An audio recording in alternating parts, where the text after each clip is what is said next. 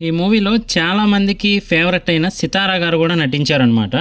So, Malayalam movies చూస్తున్న వాళ్ళకైతే అర్థమవుతుంది. తెలియని వాళ్ళకైతే మాత్రం చెప్పాలంటే 'పతుతల' అని చెప్పి 'సింబు' గారి మూవీ ఉంది కదా!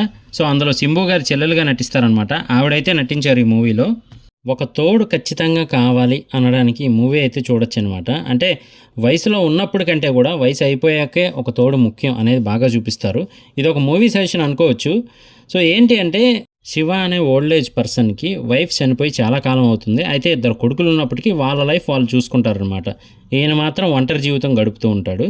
సో, ఈయన ఓల్డ్ ఏజ్ హోమ్‌లో పనిచేస్తూ ఉంటాడు. అంటే ఫుడ్ అక్కడ వడ్డించడం గానీ, లేదా వాళ్ళకేం కావాలో ఆర్డర్స్ తీసుకోవడం ఇలా చేస్తూ ఉంటాడనమాట. అక్కడ అంట్లు అవన్నీ క్లీన్ చేయటం. అందులోనే ఒక లేడీ అయితే ఉంటారు. ఆవిడేమో హస్బెండ్‌ని కోల్పోయి చాలా కాలం అవుతుంది. అలాగే ఆ ఓల్డ్ ఏజ్ హోమ్‌లోనే ఆవిడ తినడము, పడుకోవడం అంతా అక్కడే అనమాట. అంటే కొడుకున్నా గానీ పట్టించుకోడు. కోడల వెంట తిరుగుతూ ఉంటాడు. అంటారు కదా కొంగుచాటు మొగుడని. ఆ టైప్ క్యారెక్టర్‌లా ఉంటదనమాట.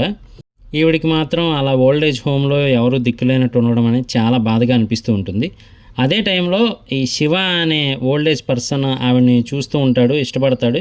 ఆవిడ కూడా ఇష్టపడుతుంది. అయితే వచ్చి కావాలంటే నాతో పాటు ఉండండి అని చెప్తాడనమాట. సో, ఆవిడైతే అక్కడికి వెళ్తుంది ఆయనతో పాటు. నిజం చెప్పాలంటే ఆ టైంలో ఆవిడ లేకపోతే ఖచ్చితంగా అతను చనిపోతాడేమో అనిపిస్తుందనమాట.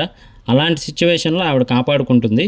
కానీ అనుకోని విధంగా అయితే మాత్రం మళ్ళీ వాళ్ళిద్దరూ దూరం అవ్వాల్సి వస్తుంది. మరి అది ఎలా జరిగింది, ఏంటి అనేదైతే మూవీ స్టోరీగా తీసుకెళ్లారు. సో, దాని తర్వాత అతని పరిస్థితి ఏంటి అనేది కూడా మూవీలో చూపిస్తారనమాట.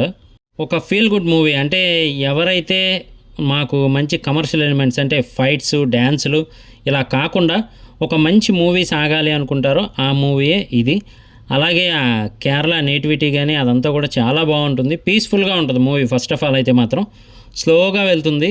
ఫాస్ట్ మూవీస్ చూసేవాళ్ళు సడన్‌గా చూస్తే మాత్రం వాళ్ళకి ఇబ్బంది అనిపించొచ్చు గానీ, ఫీల్ గుడ్ మూవీ చూడాలి అనుకునే వాళ్ళకైతే ఖచ్చితంగా నచ్చుతుంది. చూడకపోతే చూడడానికి ట్రై చేయండి. ఇంతకీ మూవీ ఏంటి అనుకుంటున్నారా? 'ప్రణయం 1947' ఇదైతే మాత్రం ఆహాలో అవైలబుల్‌గా ఉంది. ఒకసారి చూడకపోతే మాత్రం చూడడానికి ట్రై చేయండి. బాగుంటుంది మూవీ అయితే మాత్రం. మనకి స్టార్టింగ్‌లో స్లో అనిపించినా మూవీలో ఇన్వాల్వ్ అయ్యే కొద్దీ చాలా బాగా అనిపిస్తూ ఉంటుంది. సో, ఇది నా మూవీ సజెషన్ మాత్రమే. చూశాక మీకు ఏమనిపించింది అనేది కింద కామెంట్ చేయడం మర్చిపోకండి. నేను మీ ప్రసాద్. మళ్ళీ నెక్స్ట్ వీడియోలో కలుస్తాను. Love you all.